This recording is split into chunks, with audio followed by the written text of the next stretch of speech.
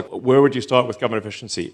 And it's kind of like being in a room where the entire room is targets. And so you can shoot in any direction and not miss. Now, we do have a fundamental issue, which is that the government is spending far more than it brings in. And the reality is that all government spending is actually taxation. All government spending is taxation. Sometimes people think some of it is taxation and some of it's not, but it's all taxation because the part that is not covered by tax revenue becomes inflation. So you're either taxed directly or you're taxed by inflation, but you're for sure taxed. And so all government spending is taxation. So we have to reduce government spending overall. Like this will be forced upon us in the future. The interest payments now exceed the Defense Department budget, which is $1 trillion a year. That's a lot of money. So just the interest on the debt exceeds what we spend on the military. Just the interest. And that is rising rapidly. So it can't be like, we'll trim a little bit here and there. That's not going to work. There have to be quite radical reductions in cost. Yeah.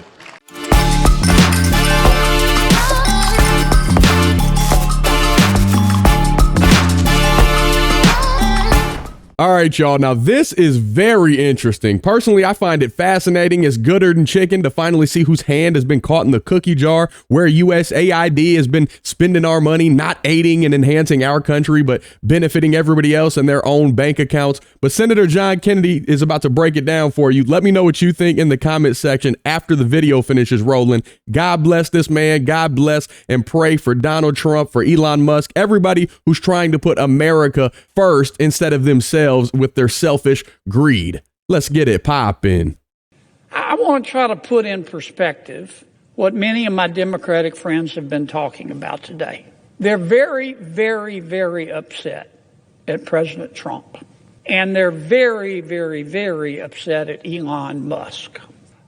President Trump ran for president on a number of issues. One of the issues he ran on, he said it almost every day. He said, if you elect me president, I'm going to go through the entire budget and review all the spending, line by line. If I heard him say that once, I heard him say it 1,000 times. And that's what he's been doing.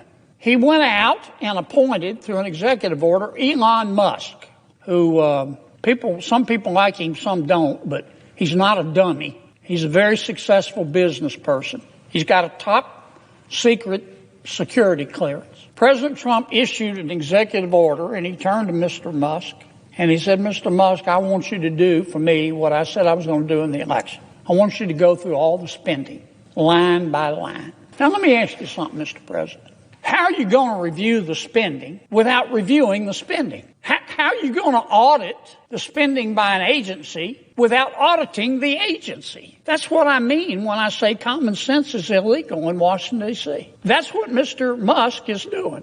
He's put together a crackerjack team, and they're going through everybody's spending line by line, item by item. And my Democratic colleagues are very, very, very upset. And they've been very eloquent. They've talked about the process, and President Trump's executive order supposedly violates the Constitution. And they've accused Mr. Musk of having conflicts of interest. And so I've heard people say he's sitting over there with a notepad, copying down everybody's Social Security number, and he's going to go use it to make money. I mean, people in this town, not just my Democratic colleagues, they're really upset. They've never said anybody question their spending. But that's what Mr. Musk is doing. But you know what? I've listened. This has been going on for a week. People have been screaming like they're part of a prison riot. Oh, my God, look at what Musk is doing. He's looking at the spending. And I've listened to people talk about the process and debate whether it's constitutional and discuss how many lawyers can dance on the head of a pin. But you know what? I haven't heard one single person who's upset with President Trump or Mr. Musk talk about what he's found. They don't want to talk about the spending porn, the waste of taxpayer money that he's found. I mean, that's the point of all this. I tell you who is interested, the American people, the people in America who get up every day and go to work and obey the law and pay their taxes and try to educate their kids and try to do the right thing by their kids and try to save a little money for retirement and have had to live through 20% inflation under President Biden. They understand what Musk is doing. They understand spending porn. and wasting taxpayer money? Now, Mr. Musk started with the USAID. That handles a lot of foreign aid for America. American people are very generous. In our country, when you're homeless, we'll house you. When you're hungry, we'll feed you. In our country, when you're too poor to be sick, we'll pay for your doctor. And we send a lot of money overseas to help our world's neighbors. And the USAID is in charge, in large part, of that. But I'll tell you what Mr. Musk discovered. I find it fascinating. He discovered that the American taxpayers are giving money to Afghanistan. He found that we are giving money to Yemen. He found that we are giving money to Syria. I didn't know that. Some of our foreign aid is going to Yemen, Afghanistan, Syria. He found that the USAID has 10,000 people, employees. And every year they give away $40 billion. Mr. Musk also found, and I'm not saying that all of this money is wasteful. I'm not. Some of this money, I'm sure, does some good. That's why Secretary Rubio is going to revamp the department and separate the good from the bad. But this is the kind of stuff Mr. Musk found. He found that the USAID gave money to support electric vehicles in Vietnam. Our money, taxpayer money. He found that USAID gave money to a transgender clinic in India. I didn't know that. I bet you the American people didn't know that. He found that the USAID gave $1.5 million to a Serbian LGBTQ group called Grupa Izadaji. I probably mispronounced that. My apologies. Anyway, they got $1.5 million to, quote, advance diversity, equity, and inclusion in Serbia's workplaces and business community. What else did Mr. Musk found that my colleagues don't want to talk about? Well, he reviewed a study and then went and checked it. The study was done by the Middle East Forum. They found that USAID spent $164 million to support radical organizations around the world. We're not talking Cub Scout troops here. We're talking about radical organizations around the world. They gave $122 million of that to groups aligned with foreign terrorist organizations. Our taxpayer money. According to this report in Mr. Musk, the USAID has given millions of dollars to, quote, organizations in Gaza controlled by Hamas. Why aren't my colleagues talking about that? Recipients of the money, they found, have, quote, called for their lands to be cleansed from the impurity of Jews. That's what we're giving foreign aid to. What else? I'm not going to spend my whole time talking about this, but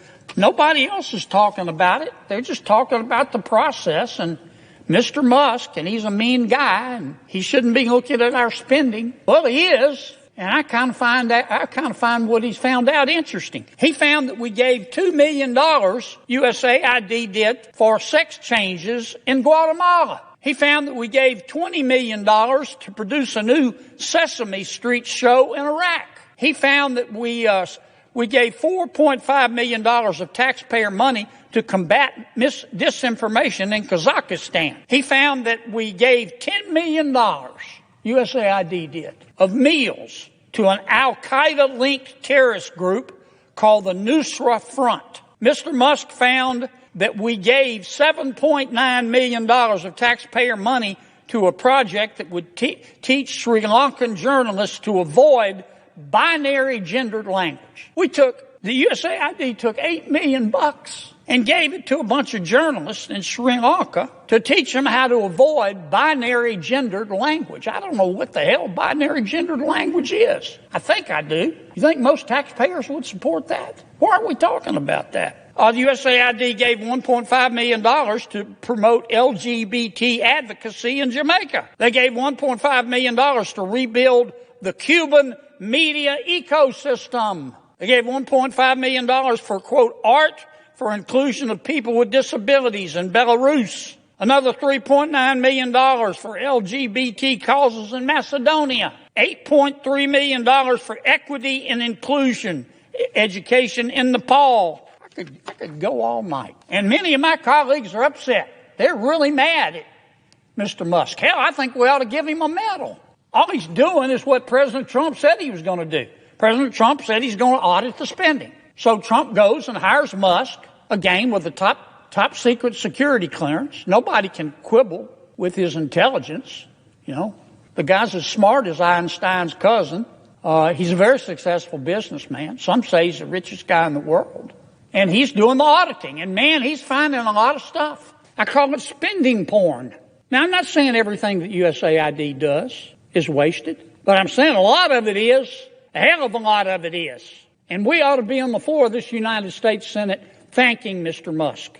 And we ought to be asking him to go through every agency and look at everybody's budget. Everybody's budget. That's what the American people want. They don't want to talk about process. They don't want to continue with the Washington way. They want to save some money. Now, let me tell you what's really going on here, too, Mr. President. For 4 years under President Biden, and for 8 years under President Obama, I have all the respect in the world for President Biden and President Obama. Tough job. But between them, they spent 12 years in Washington, and presidents set the tone. They control the questions that are asked. And here's the question that President Obama and President Biden asked for 8 years. For 12 years. I heard it every single day. Who needs to pay more in taxes? Is it you? Is it you? Who needs to pay more in taxes? We need more money. Who needs to pony up more? That was the issue. But that's not the issue today. We have a new president. You know what the issue is today? What the hell happened to all the money? What the hell happened to all the money? And that's what Mr. Musk is finding out. That's all this is about. And I'm just shocked that my colleagues have decided that this is a hill they're going to die on. How can you look the American people in the eye and support this kind of waste, support this kind of spending porn? I mean, the election to me made at least one thing clear, that the American people are sick and tired of people in Washington denying reality.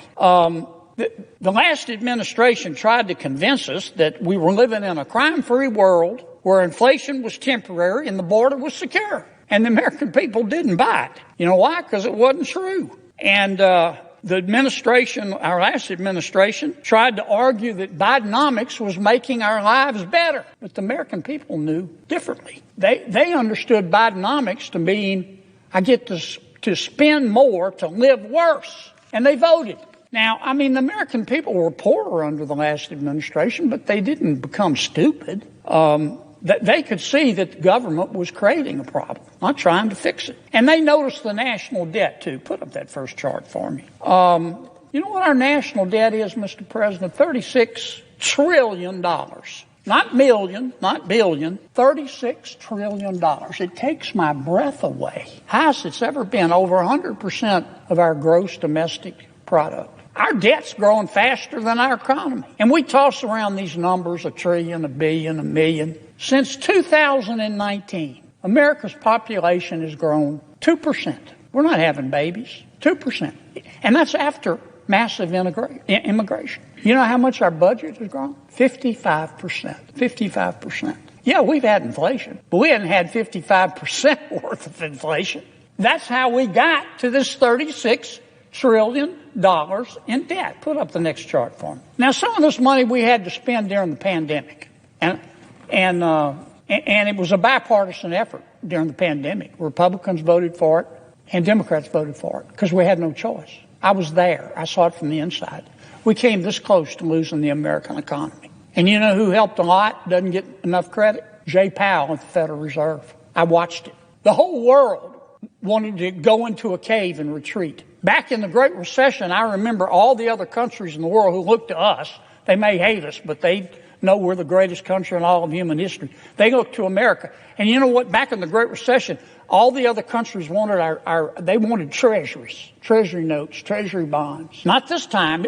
They were so scared. They didn't want treasuries. They wanted dollars, cash dollars.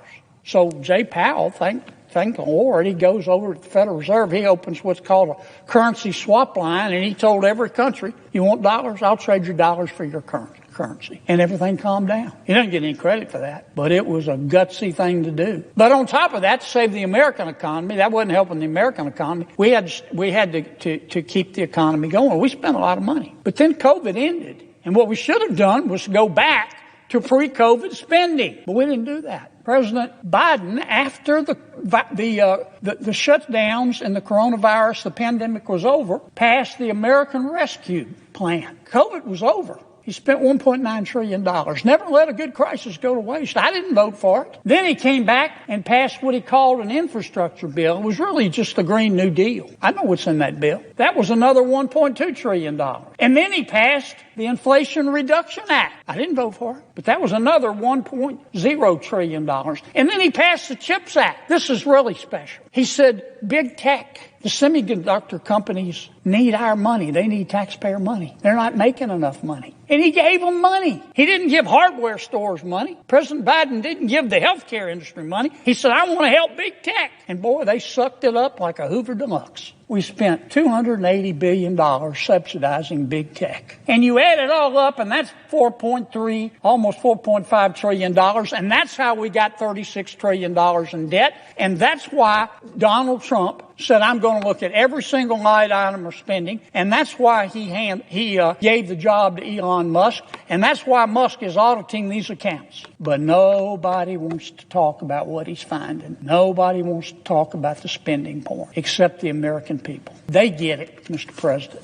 They get it. And I hope Mr. Musk continues. My colleague and friend, we had a little discussion in banking today. Senator Warner makes a good point. He wants Mr. Musk to come over and talk to Congress about how he's doing this. I'm all for that. I am all for that. I would love to have him come over and walk us through what he's doing and how he's discovering all this spending porn.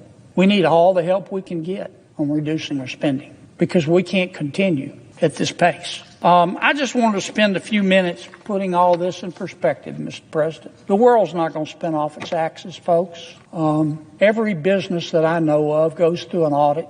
Now we're being audited, but we're being audited by not by the usual auditors, but we're being audited by a person appointed by the President of the United States. And I'm betting you when he's through, and he's going to go to all these agencies. He's starting on the Department of Education next. I think he'll end up finding that some of our money is being well spent, but he's also going to find that some of our money is being stolen and it's being wasted. And that's an insult to every taxpayer in this country. So I'm going to end like I began. We ought to be giving Mr. Musk a medal. We ought to be thanking him. Maybe nobody else wants to hear about the spending porn, but I can't wait to read the book. I hope he finds all of it and compiles it. I hope Marco Rubio, our new Secretary of State, takes USAID and shakes them by the shoulder and lifts up the good people there and fires the bad people, the people that wasted taxpayer money like this, giving money to terrorist organizations, giving money to organizations that support Hamas. Hope he gets rid of every single one of them. And I think if we listen to Mr. Musk, we can save a lot of money. And I hope he does come over and explain what it's doing. Don't forget to hit that like button, subscribe if you're not already, ring that notification bell so you get notified anytime I post a new video. If you like what I'm doing over here and you want to show a little extra love and support, make sure you go check out our website down below in the description section. That way you can get all the awesome shirts and hoodies you see me wearing in every single video, as well as some pretty sweet tumblers and cups. They're all made by my smoking hot wife with tons of different designs to choose from. I like my clothes baggy in the winter, so you got a little extra room to move and groove. That's just what feels gooder than chicken to me. But we got all different sizes ranging from itty bitty extra small to big and hefty 5X, a bunch of colors. I guarantee we got something that you'll like, or at least a great gift for someone that you love. Outside of that, you can always show support by buying me a coffee, joining the Patreon community. You can become a member of the Gibson family here on YouTube by tapping that join button. All those links are always down below in the description section. By no means do you have to do any of that. Just showing up and watching my freckle face on your screens for a few minutes, I am greatly appreciative. I love y'all, and I cannot thank you enough for rocking with me throughout the years. I think I posted my first video on this channel 7-8 years ago, and you have literally changed my life, my family's life for the better. I just can't put into context how grateful I am for y'all. And I know we get into some tangents and some long rants sometimes, and I get fired up. That's how I like it, and that's how y'all seem to like it as well. But just thank you from the bottom of my heart. But until next time, I'll be praying for you. Godspeed. I'm gone.